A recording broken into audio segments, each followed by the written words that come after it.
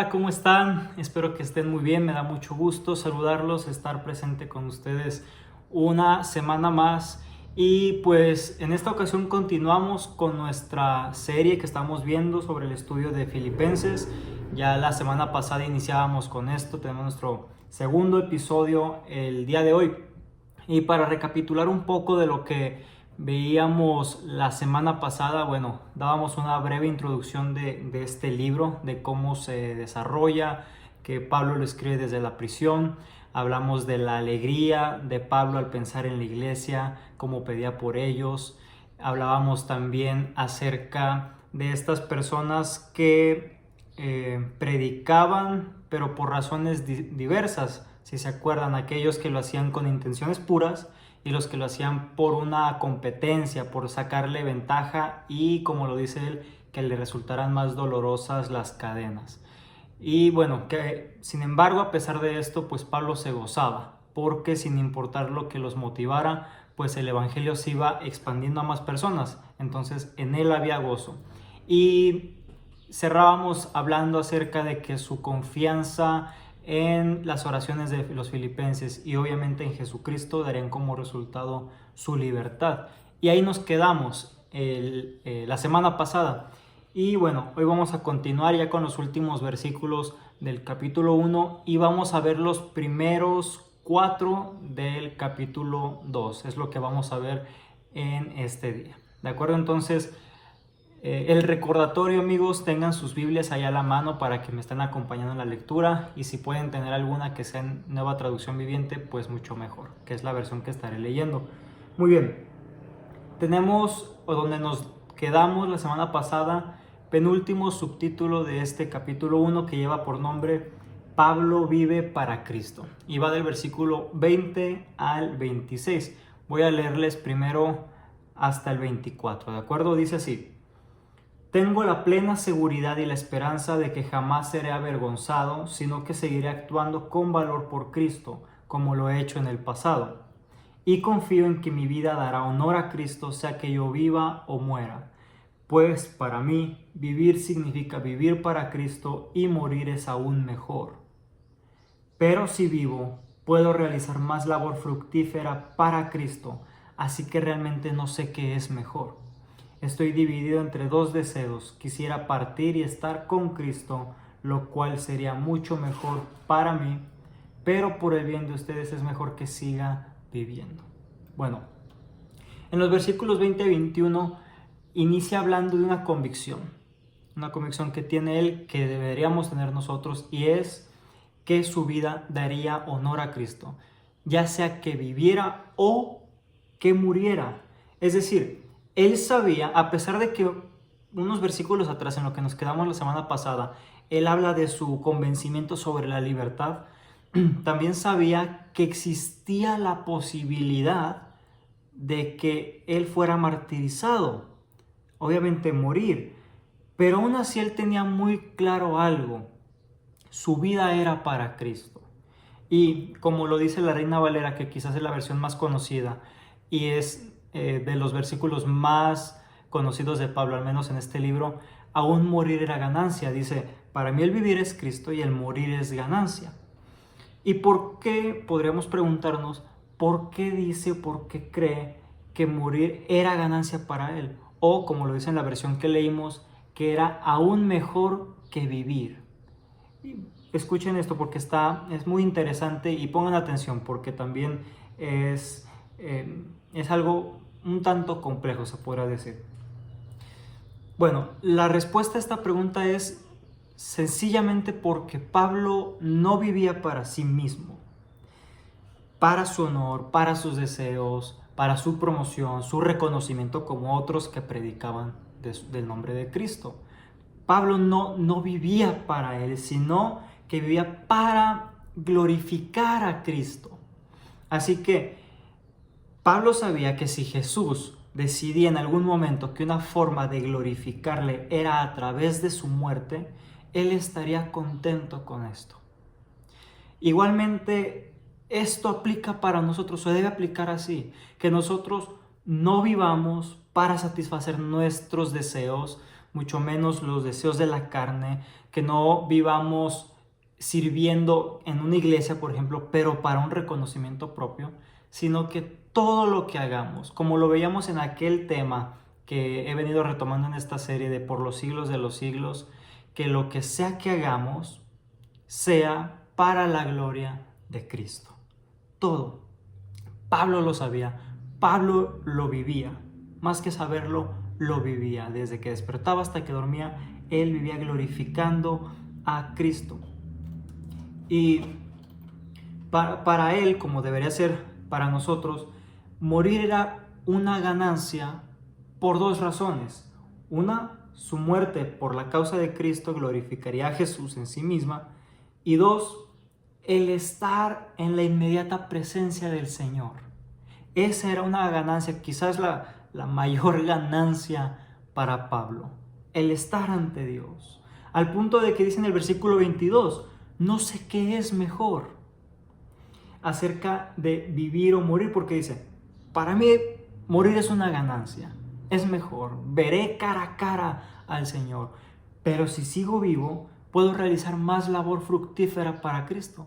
Entonces, hacia aquel lado me inclino. Y tal vez nosotros pasemos por lo mismo o hemos pasado por esto, que pensar cuál de estas dos opciones nos es mejor, en el sentido de que quizás queremos conocer ya a Dios y estar con Él.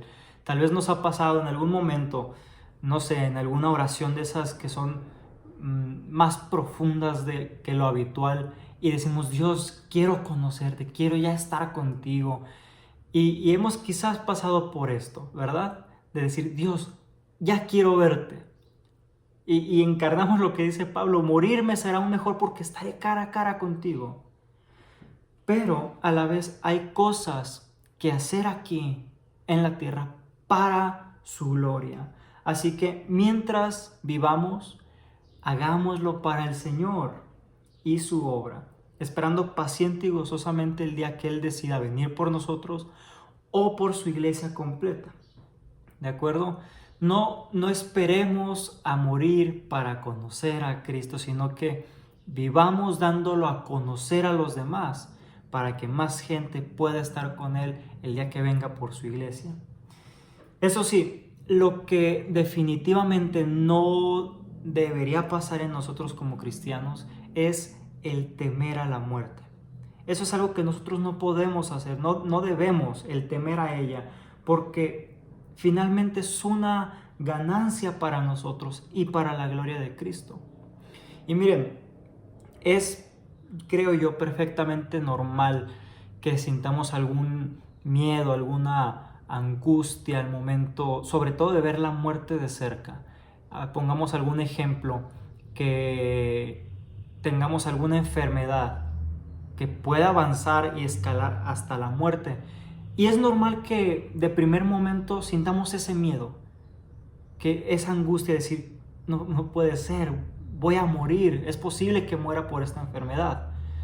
Pero después de unos minutos, unas horas, quizás a lo mucho unos días, debemos cambiar eso y convertirlo en un gozo, entendiendo que es una ganancia para nosotros, que si morimos en ese momento, que si morimos en unos meses, en unos años, derivado de esa enfermedad, por ejemplo, pues es una ganancia para nosotros, porque conoceremos al Señor y estaremos eternamente con Él.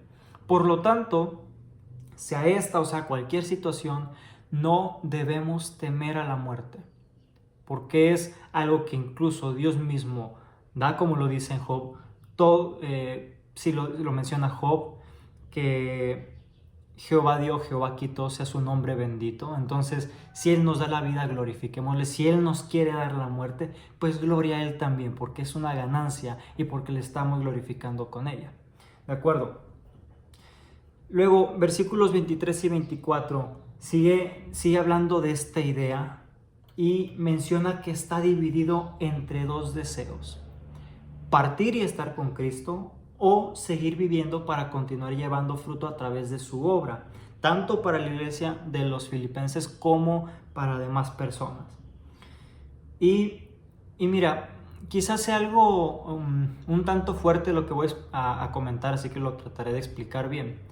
Pero según lo que vemos aquí, estos versículos, Pablo realmente deseaba morir. Y puede sonar fuerte lo que te digo, pero no en un sentido negativo de esta palabra, sino que él sabía que el resultado de esa muerte era estar con Dios. ¿Sí? Por eso su deseo. Y miren, esto lo digo con toda la seriedad y con todo el respeto. Ciertamente hay personas que también desean morir, pero no por esta razón. Quizás por alguna tristeza profunda que estén pasando, alguna crisis muy fuerte que les está sucediendo, algún sufrimiento, etc. Y existe y es real y debería ser tratado, que eso ya es otro tema. Pero el deseo de Pablo por esto, que es el que debemos compartir juntamente nosotros, no tenía nada que ver con estas razones, con tristezas, con decir, ya me quiero morir porque estoy en prisión, estoy deprimido a causa de estar encerrado y por eso me quiero morir. Nada de eso, sino que lo que muy posiblemente motivaba a Pablo era ver al Señor, estar ante Él.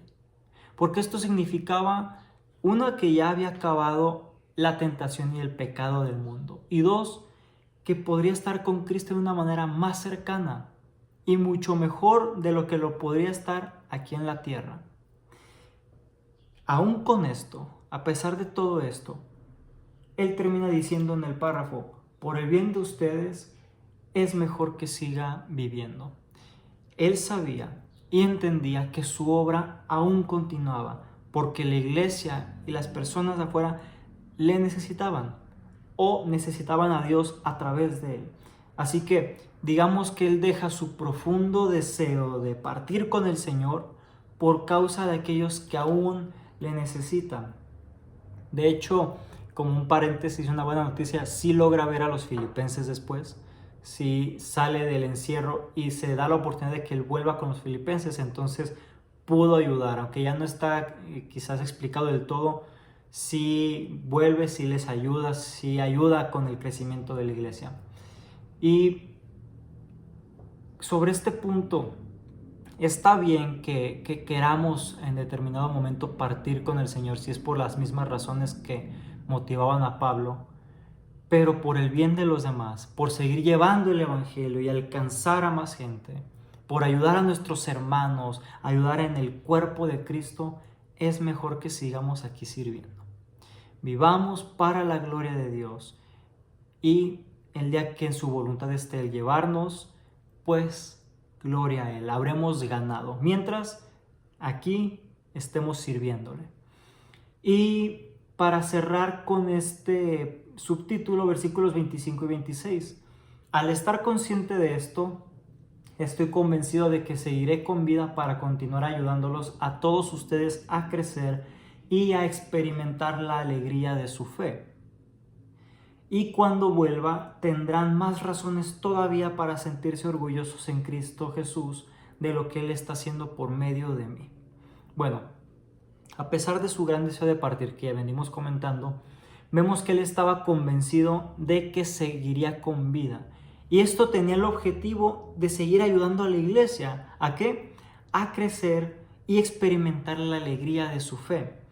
En otra versión de este fragmento, esta frase dice, me quedaré con vosotros para vuestro provecho y gozo de la fe. El Evangelio, el vivir para Cristo, como lo viene narrando Pablo en los versículos anteriores, no tiene que ser una carga, no tiene que ser algo difícil, algo que no podamos llevar, sino que nos debemos gozar en ello, gozarnos de la fe que tenemos.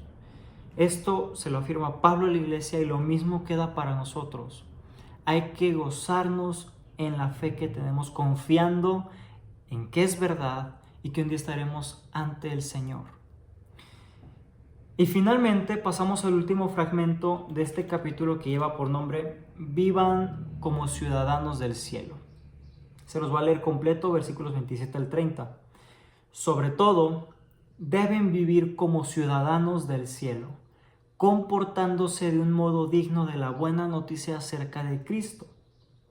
Entonces, sea que vuelva a verlos o solamente tenga noticias de ustedes, sabré que están firmes y unidos en un mismo espíritu y propósito, luchando juntos por la fe, es decir, la buena noticia. No se dejen intimidar por sus enemigos de ninguna manera. Eso les será por señal a ellos de que serán destruidos, mientras que ustedes serán salvos, aún por Dios mismo. Pues a ustedes se les dio no solo el privilegio de confiar en Cristo, sino también el privilegio de sufrir por Él. Qué interesante. Estamos juntos en esta lucha. Ustedes han visto mi lucha en el pasado y saben que aún no ha terminado. Bueno, Pablo cierra este capítulo con una indicación, en el versículo 27. Vivir como ciudadanos del cielo. Es decir, como personas que han conocido la verdad del Evangelio. Y esta no fue una recomendación o algo opcional para la iglesia, sino que era algo que debían vivir siempre, que debemos vivir también nosotros, hombres y mujeres firmes, unidos bajo un mismo espíritu y propósito, luchando siempre por esta buena noticia. Y te pregunto, y ahorita lo respondemos, ¿cómo es nuestra lucha por esa fe de la cual habla Pablo? Bueno, esta lucha es a través de la exposición misma de la palabra de Dios y argumentando en contra de todo lo que se levante contra la verdad del Señor. Así que nuestra guerra, nuestra lucha no es con golpes, no es con agresiones, no es física. Dice la Biblia, no es contra carne ni sangre, sino que es a través del intelecto. Es con argumentos esa lucha que nosotros tenemos. Y mira, quiero hacer este paréntesis o aclaración. Podemos hablar de que como cristianos enfrentamos dos tipos de lucha. Una que es la lucha interna, esa lucha contra el pecado, donde lucha la carne y el espíritu. Estamos en esta batalla diaria de decir, mi carne quiere pecar, mi espíritu no quiere, y estamos constantemente en eso. Y luego está la lucha externa, que es contra las personas de afuera, aquellos detractores de la fe, aquellos que quieren atacar nuestra fe, y ante ellos debemos saber cómo responder. Y ahí es donde entra esto, con argumentos. Debemos estar preparados para poder responder y enfrentar esa lucha que se llevará externamente. Entonces, para nosotros poder llevar a cabo esta lucha, debemos vivir como ciudadanos del cielo, vivir como personas que han conocido y que han creído en el Evangelio. Si no vivimos bajo el Evangelio, si no vivimos bajo la palabra de Dios, no podremos enfrentar esta lucha, no tendremos las herramientas, ni siquiera la lucha interna, tampoco la lucha externa. Perderemos en ambas. Por eso debemos vivir como ciudadanos del cielo, personas que han conocido la verdad. ¿Ok? Y sigue avanzando y en el versículo 28 nos dice que no nos dejemos intimidar por los enemigos. Más aún, garantiza que seremos salvos mientras que ellos inevitablemente serán destruidos. Lo que hay que entender aquí, amigos míos, es que al llevar a cabo esta lucha que nos dice un versículo atrás, garantizadamente saldremos victoriosos y siempre tendremos el acompañamiento de Dios, mientras que todo aquel que se levante contra su verdad será destruido. Así que cuando nosotros no estamos nada intimidados por los enemigos, damos evidencia de dos cosas. La primera, su certera e inevitable destrucción. Y segunda, nuestra propia salvación. Al no temer del enemigo, de lo que nos pueda hacer, estamos dando evidencia de nuestra seguridad en la salvación a través de Cristo. Por eso es importante no temer ante el enemigo, no temer ante esta lucha que podamos llevar a cabo, sino siempre hacerlo con gozo y confiando en que el Señor nos acompaña. Ahora, estas luchas efectivamente nos pueden hacer sufrir, como lo habla en el versículo 29. Pero este sufrimiento o dificultad por la que pasemos al defender la fe, para nada es un castigo de Dios. Y esto sí hay que tenerlo bien claro. Nunca se va a tratar de un castigo de Dios, sino todo lo contrario. Es algo que Él mismo nos ha concedido como un privilegio. Ahí lo dice en lo que leímos. Él nos dio el privilegio de confiar en Él, nos amó primero y gracias a esto le conocemos y le amamos ahora, y también nos dio el privilegio de sufrir por su nombre. Y obviamente para muchos, sobre todo no creyentes o personas que quizás apenas están comenzando en su camino de la fe, puede ser muy difícil entender esto, ¿verdad? El ver el sufrimiento como un privilegio. Decimos, ¿de qué manera? ¿Cómo que el sufrir va a ser un privilegio? Pero nuestra fe es que aún en ese sufrimiento Dios nos acompaña y no permite que llegue más del que podamos tolerar. Además de que ese pequeño padecimiento no se compara con lo grandioso de ver su majestad cuando sea revelada al mundo, como lo dice su propia palabra. Así que el dolor por causa de su nombre es también un privilegio que sus hijos tenemos. Y esto, amigos míos, se llama fe. No hay otra manera de entenderlo. Veámoslo así, todas las personas en el mundo sufren, todos van a sufrir. La diferencia es que nosotros en el sufrimiento que tengamos será por causa de Dios y en consecuencia tendremos su voluntad de nuestro lado, su favor de nuestro lado y saldremos de ese sufrimiento y tenemos una esperanza a través del sufrimiento. A diferencia de aquellos que no creen en un Dios, que no tienen al Señor en sus vidas, pues igualmente van a sufrir por cualquier situación, pero en ellos no habrá una esperanza de que hay un porqué de ese sufrimiento, sino que simplemente van a sufrir y ya. Entonces nosotros tenemos la esperanza en el Señor, ¿de acuerdo? Y bueno, cerramos así este capítulo y vamos a pasar a ver rápidamente los primeros versículos del capítulo 2. Con esto vamos a cerrar por el día de hoy. Y aquí Pablo nos habla durante este capítulo de la humildad de Cristo como un ejemplo para todos nosotros y a la vez anima a la iglesia a trabajar con alegría y sin quejas. Este capítulo lleva por título Tengan la actitud de Cristo. Y bueno, vamos a leer versículos 1 al 4. ¿Hay algún estímulo en pertenecer a Cristo? ¿Existe algún consuelo en su amor? ¿Tenemos en conjunto alguna comunión en el Espíritu? ¿Tienen ustedes un corazón tierno y compasivo? Entonces, háganme verdaderamente feliz, poniéndose de acuerdo de todo corazón entre ustedes, amándose unos a otros y trabajando juntos con un mismo pensamiento y un mismo propósito.